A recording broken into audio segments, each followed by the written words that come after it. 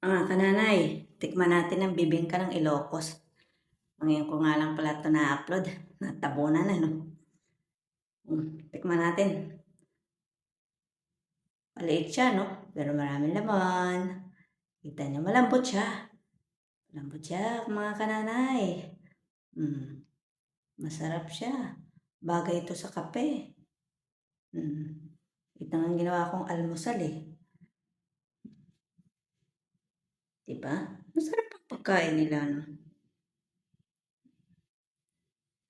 Tara, tikman nyo itong bibingka ng Ilocos. Tapos magkape. Di ba? Okay itong pang-almusal. Pagsawa na kayo sa pandesal, ito na ang bilhin nyo. Minsan-minsan ay matikman natin ang pagkain nila. Yummy, yummy yan. Don't forget to like and share.